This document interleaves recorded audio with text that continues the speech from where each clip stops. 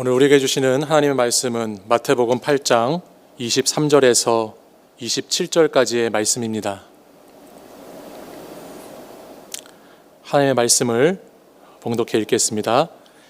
배에 오르심에 제자들이 따랐더니 바다에 큰 놀이 일어나 배가 물결에 덮이게 되었으되 예수께서는 주무시는지라. 그 제자들이 나와 깨우며 이르되 주여 구원하소서, 우리가 죽겠나이다.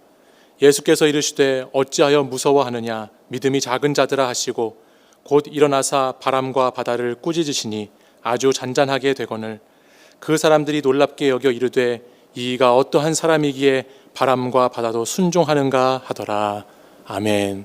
이 말씀은 살아계신 하나님의 말씀입니다. 아멘. 여러분은 혹시 이 세상에서 두렵고 무서운 것이 뭐가 있으십니까? 인생을 사시면서 두려움을 느꼈었을 때는 언제가 있으신가요? 세상의 신문과 뉴스와 기사를 보면 많은 것들이 우리에게 두려움을 가져다 줍니다. 특별히 지난 2월 말부터 시작된 코로나19와 함께 우리들은 건강에 대한 두려움을 가지게 되었고, 또 지난 여름에 있었던 긴 장마와 폭우는 우리가 자연에 대해서 두려움을 느끼게 만들었지요. 이뿐만 아니라 우리는 우리의 자녀들을 향해서도 두려움이 있고, 또 어려운 경제 상황 속에서 물질에 대한 두려움도 있고, 또 사람과의 관계에 대한 두려움, 우리의 미래에 대한 두려움 등 저마다 많은 두려움을 가지고 살아가고 있습니다. 근데 제가 이 두려움이라고 하는 것을 가만히 살펴보니까요, 우리가 두려워하고 있는 이유가 두 가지 때문이다라는 것을 보게 되었습니다. 하나는 내가 못 가질까 봐 두려운 것이고, 다른 하나는 가지고 있는 것을 빼앗길까 봐 두려운 것입니다. 우리는 못 가질까 봐, 빼앗길까 봐 두려워하고 있다는 것이죠. 얼마 전에 한 2달 전에 사랑하는 청년들과 제가 축구를 하다가 무릎을 좀 다쳤습니다. 이번 달 말에도 또 병원에 가서 진단을 받게 되는데, 병원에 갈 때마다 제가 심장이 콩닥콩닥 뛰고 두려움을 느낍니다. 왜 두려울까 가만히 생각해 보니까요, 수술을 하고 나면 건강했던 다리를 못 가질까 봐 두렵고, 또 수술을 하고 나면 이전에 건강했던 다리를 빼앗길까 봐 두렵다라는 것이죠. 물질도 이와 마찬가지인 것 같습니다. 우리가 물질을 왜 두려워하는가? 못 가질까 봐, 빼앗길까 봐 두려워하는 것이죠. 최근에 부동산 정책 때문에 많이 시끄럽잖아요. 아파트 값이 어떻다고 뉴스에 많이 나오는 걸 보게 되는데, 아파트 때문에 왜 두려울까요? 아파트 못 가질까 봐, 아파트 가지고 있는 거 빼앗길까 봐, 그래서 두려운 거 아니겠어요? 비단 이것은 건강과 물질 문제뿐만이 아니라 우리가 가지고 있는 명예도, 지위도, 관계도, 심지어는 믿음에서도 우리는 못 가질까 봐, 빼앗길까 봐 두려워하는 삶을 살게 된다는 것입니다. 연약한 인간으로서 이러한 두려움을 가질 수밖에 없는 것이 현실이지만, 이 두려움은 그냥 두려움의 대상으로 끝나는 것이 아니라 그 문제가 뭐냐면, 우리는 이 두려워하는 것들을 점점 섬기게 된다라고 하는 것이 문제입니다.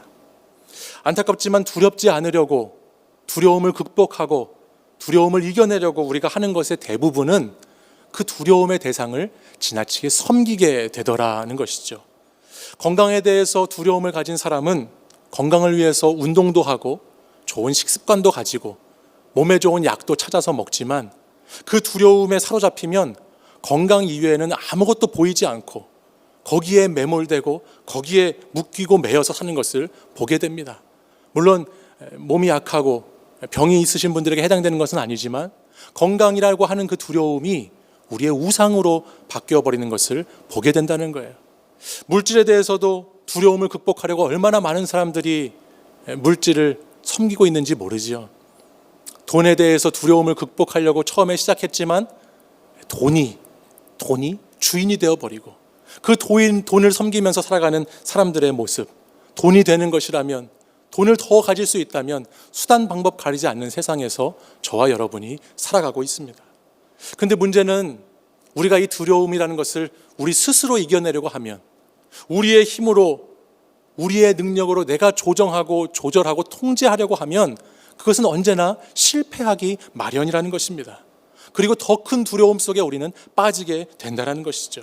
왜냐하면 두려움의 반대는 우리의 용기가 아니라 두려움의 반대는 믿음이기 때문에 그런 것이에요.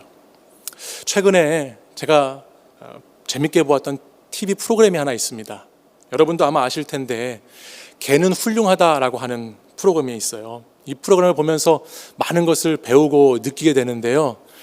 이 프로그램을 보면 개의 마음을 개처럼, 아니 개보다 더 개같이 마음을 잘 알고 있는 개통령이라고 하는 사람이 나옵니다. 이분이 강형욱 씨라고 하는 분인데, 이분이 얼마나 개에 대해서 전문가인지요. 이분이 개를 훈련시키고 변화시키는 걸 보면 정말 놀랍습니다. 이분이 하는 말 중에서 개에게 가장 필요한 훈련 가운데 하나가 뭐냐면 주인의 통제를 받는 훈련이다라고 합니다. 건강한 개로 개다운 개의 삶을 살기 위해서는 이 주인의 통제를 받는 이런 훈련이 꼭 필요하다는 것입니다. 짖지 말아야 할 때 짖어서는 안 되고요.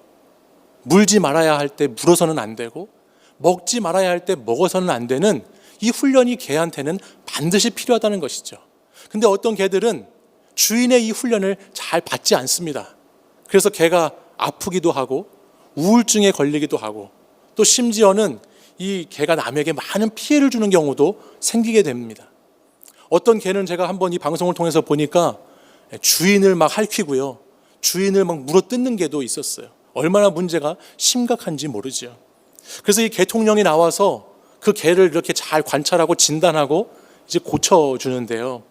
특별히 이렇게 공격적으로 막 짖고 물고 그렇게 하는 행동하는 개의 이유를 살펴보니까 개가 왜 그렇게 하는가, 이유가 뭐였냐면 개가 두려워하기 때문에 그렇게 한대요. 개가 두려워서 막 공격적인 성향을 보이게 된다는 것이에요. 아니, 주인이 얼마나 사랑해주고 개를 얼마나 가족같이 아끼는데 개가 두려워하는가? 이 개에 문제가 있는데, 그게 뭐냐면 이 개는 자신과 주인과의 관계를 적절하게 잘 정립하지를 못했습니다. 주인이 버젓이 있는데도 개가 마치 자기가 주인을 계속해서 보호해줘야 되고 주인을 이끌어줘야 한다는, 주인 역할을 해야 한다는 착각을 하게 된다는 것이죠. 그런 착각 속에 빠진 개들은 그 두려움에 헤어나오지를 못하고 계속해서 짖고 물고 하는 일들을 반복해서 행한다라는 말입니다. 주인은 아무런 일도 당하지 않는데 주인에 대한 확실한 믿음이 서 있지 않으니까 개 스스로가 자기가 주인을 보호해야 되는 줄 알아요.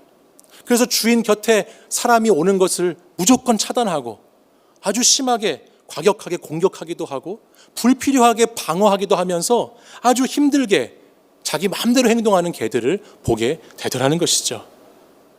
저는 주인에 대한 확실한 믿음이 서지 않은 이 강아지를 보면서 내가 주인으로부터 보호받고 있다는 것을 확실히 깨닫지 못한 그 개의 모습을 통해서 건강하지 못한 개는, 이상한 행동을 하는 개는 사실은 그 개가 문제가 아니라 그 개가 갖고 있는 두려움이, 그 개가 갖고 있는 그 무서움이, 공포심이 문제다라는 것을 방송을 통해서 본 적이 있어요.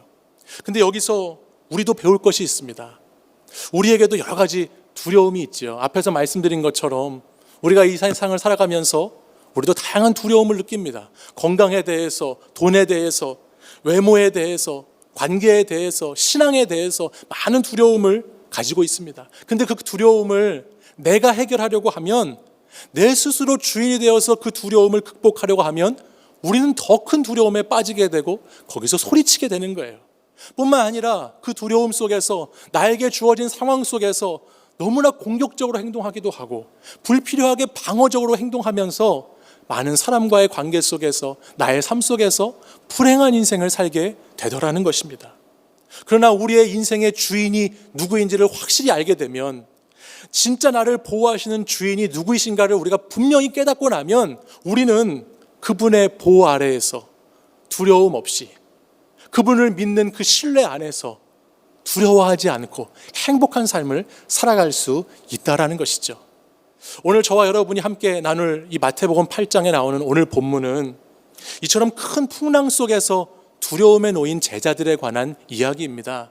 예수님께서 제자들을 이 사건을 통해서 깨우치시고 이 제자들에게 확실한 믿음을 주시고자 하시는 메시지가 이 본문 안에 담겨져 있어요. 저는 오늘 본문 말씀을 묵상하면서 참 큰 위로를 받았는데요. 먼저 오늘 본문에 바람과 바다를 잔잔하게 하시는 이 사건을 보기 전에 우리가 주목해서 봐야 될 것이 있습니다. 그게 뭐냐면 오늘 본문이 나오고 있는 이 본문의 말씀이 있는 마태복음에서 이 본문이 위치하고 있는 자리입니다. 마태복음 말씀 보면 우리가 잘 아는 산상수훈, 예수님께서 많은 사람들을 가르치신 그 말씀이 마태복음 5장부터 7장까지의 말씀에 나옵니다. 예수님께서 하나님 나라의 백성들은 어떻게 살아가는가라는 것을 5장부터 7장까지의 말씀에 자세히 말씀하시고 설명해 주셨지요. 그리고 이어지는 마태복음 8장으로 와보면 8장에서는 수많은 기적들과 치유의 고침의 사건들이 8장에서 일어납니다. 특별히 오늘 본문이 속한 이 8장 말씀 본문 전체는 예수님께서 사람들을 어떻게 기적적으로 치유하시는가, 고치시는가 그 장면으로 가득 차 있어요. 먼저 본문 8장의 2절 이하에서는 예수님께서 나병 환자를 고치시고요. 5절 이하에는 백부장 하인의 병을 고칩니다. 14절 이하에는 베드로 장모의 열병을 고치시고 16절 이하에는 귀신 들린 자, 병든 자를 고치시지요. 그리고 오늘 본문 바로 앞에 나를 따르라고 하는 말씀을 하신 후에 바로 또 이어서 본문 뒤에는 귀신 들린 자를 고치시는 고치심의 사역들이 8장을 가득 채우고 있습니다. 특별히 병든 자와 귀신 들린 자를 고치시는 이 기적의 역사가 8장을 중심으로 꽉 싸고 있다는 말씀이에요. 근데 바로 그 사이에 갑작스럽게 조금은 갑자기 오늘 본문과 함께 등장하는 것들이 있어요. 그게 뭐냐면 바로 오늘 본문 바로 앞에 나오는 한 서기관이 주님을 따르겠다라고 하는 말씀과 주님께서 제자 중에 한 사람에게 나를 따르라고 하는 말씀이 주어지고 있어요. 그리고 나서 곧이어 바다로 제자들을 데리고 가시는 오늘 본문의 말씀이 이렇게 이어져 간다는 말입니다. 여기까지 배경을 가만히 살펴보면요, 주님께서는 오늘 말씀을 통해서 예수님을 따른다고 하는 것이 무엇인지, 예수님이 누구이신지를 오늘 이 8장 안에 있는 이 바람과 바다를 잔잔하게 하시는 사건을 통해서 우리에게, 제자들에게 깨닫게 해주시기 원하신다라는 것을 우리가 알게 돼요. 여러분이 아시듯이 오늘 본문의 사건은 바다에서 일어난 일이죠. 큰 폭풍과 큰 풍랑 가운데 배가 침몰할 위기에 놓여 있는 상황입니다. 24절 오늘 본문 말씀을 보시죠. 바다에 큰 놀이 일어나 배가 물결에 덮이게 되었으되 말씀합니다. 그러자 제자들이 어떻게 하고 있는지를 25절은 이렇게 설명합니다. 그 제자들이 나와 깨우며 이르되 주여 구원하소서 우리가 죽겠나이다 말씀합니다. 주님께 살려달라고, 우리가 죽겠다고 지금 부르짖고 있는 장면이에요. 근데 좀 이상한 부분이 있습니다. 25절 말씀을 보면요, 제자들이 예수님을 뭐 했다고 그래요? 깨웠다고 그래요. 예수님이 지금 뭐 하시고 계시는 거죠? 주무시고 계시는 거예요. 앞에 24절에도 예수께서 주무시는지라 라는 말씀이 나오는데, 큰 풍랑이 휘몰아치고 배가 지금 전복될 위기에 있고 파도가 막 바다에서 배를 덮치는 가운데 있는데, 아니 예수님은 그 상황에서 지금 뭐 하고 계세요? 주무시고 계세요. 제자들은 너무너무 두렵고 너무너무 공포스럽고 무서워서 거기서 벌벌 떨고 있는데, 어떻게 해야 될지 모르는 생사의 기로에 놓여 있는데, 우리 주님은 평안하게 배에서 그 가운데에서 주무시고 계신다라는 말이에요. 여러분, 우리가 자녀들이나 손주들을 키우다 보면 가끔 이럴 때가 있어요. 저 녀석이 저럴 때 어떻게 행동하는지 보자라고 하면서 그 아이들을 안 보는 척하면서 아이들을 가만히 주시하고 있을 때가 있습니다.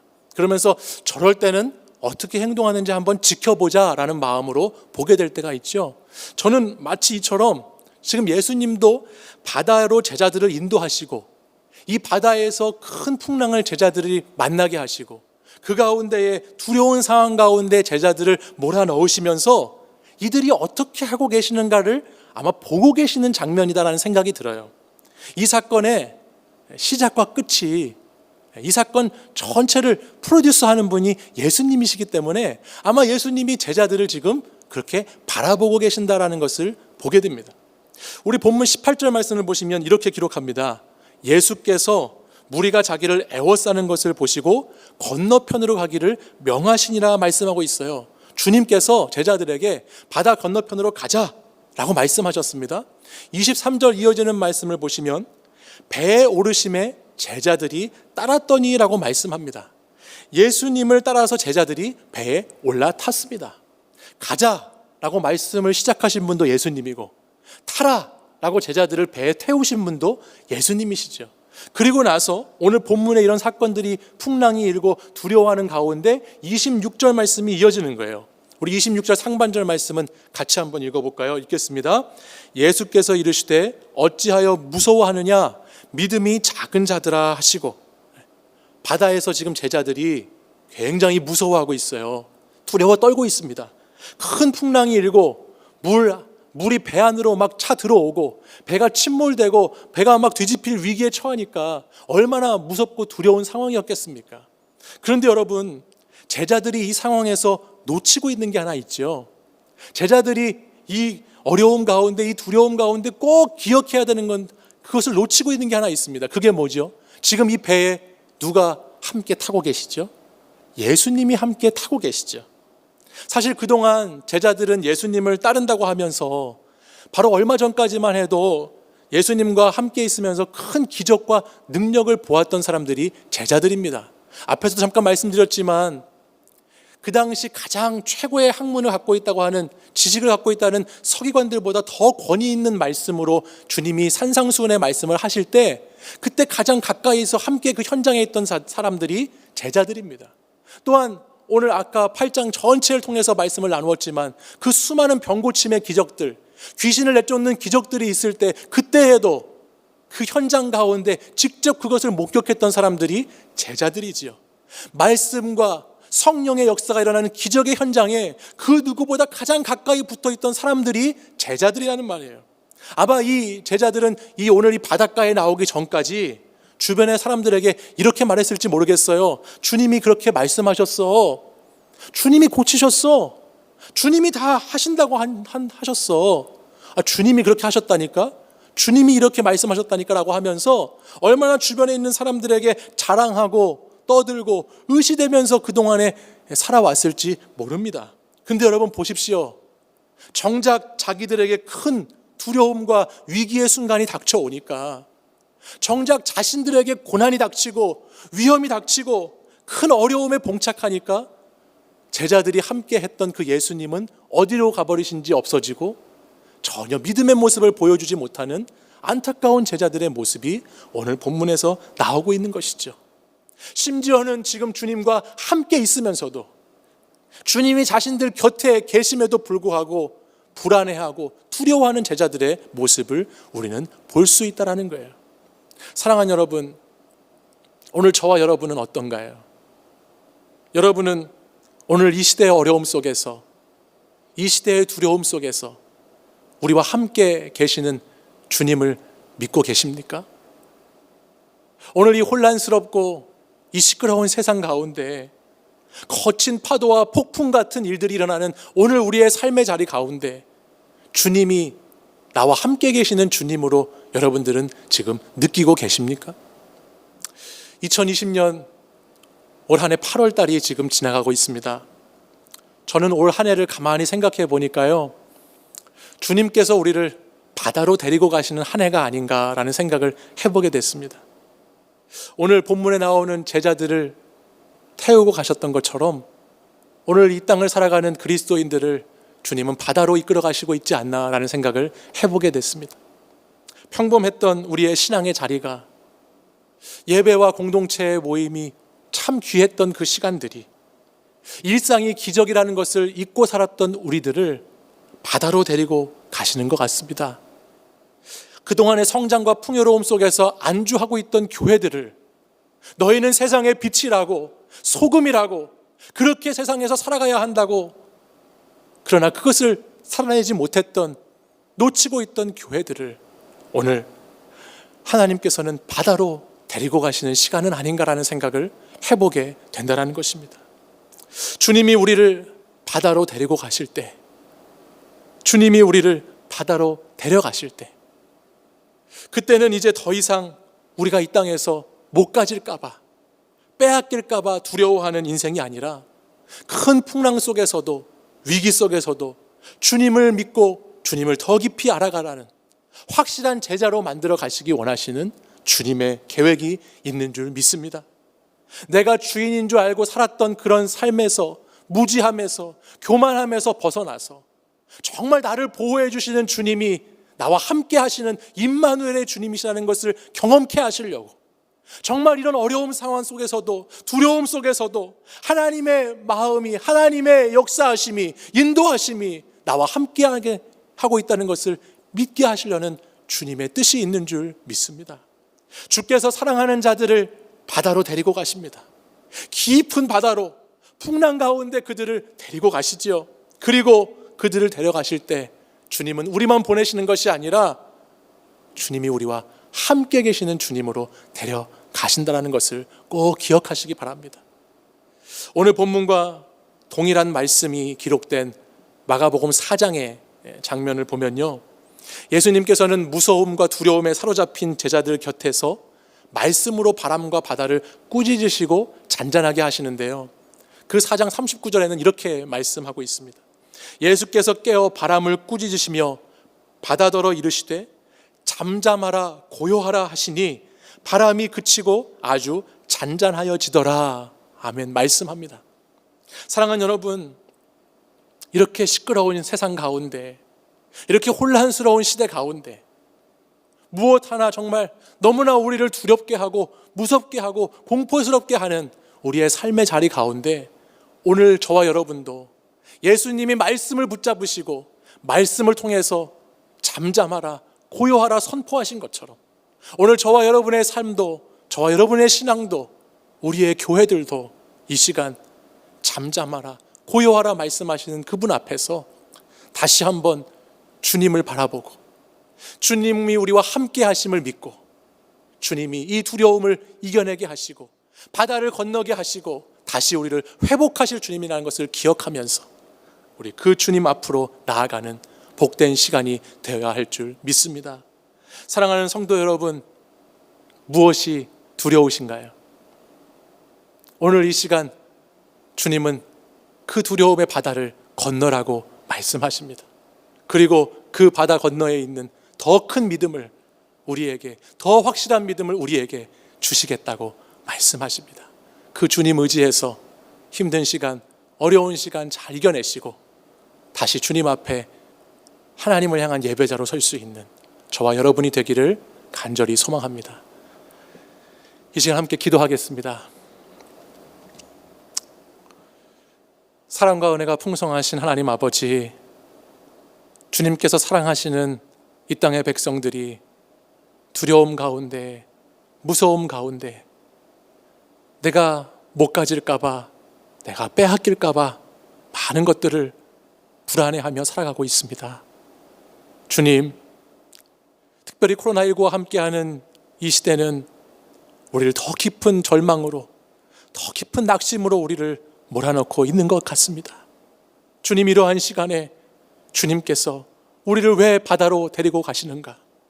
우리를 왜 저 폭풍 속으로, 저 깊은 바다 속으로 가게 하시는가를 생각해 볼 때 주님께서는 우리를 포기하고 버리시고자 하시는 것이 아니라 우리 가운데 더 확실한 믿음, 우리 가운데 임마누엘로 함께 하시는 주님에 대한 믿음, 우리의 진정한 보호자는 주님 한 분뿐이라는 그 믿음을 주시고자 우리에게 이 시간을 허락하신 줄 믿습니다. 사랑하는 주님, 이 시간 어려움에 두려움에 빠져있는 하나님의 백성들을 불쌍히 여겨주시고 다시 하나님 우리가 바다를 건너고 다시 주님 앞에 서게 될 때 더 큰 믿음의 사람으로, 더 큰 하나님을 향한 사랑이 충만한 자들로 설 수 있도록 인도하여 주시옵소서. 이 시간 우리가 흔들리지 않는 믿음으로 하나님을 예배하게 하시고 하나님을 찾게 하시고 말씀으로 잠잠하라 고요하라 선포하며 주님께 나아갈 수 있도록 인도하여 주시옵소서. 예수 그리스도의 이름으로 간절히 기도합니다. 아멘. 이제 다 같이 우리 화면에 나오는 기도 제목 보시면서 우리 함께 통성으로 기도하시는 시간 가지도록 하겠습니다. 같이 기도하겠습니다.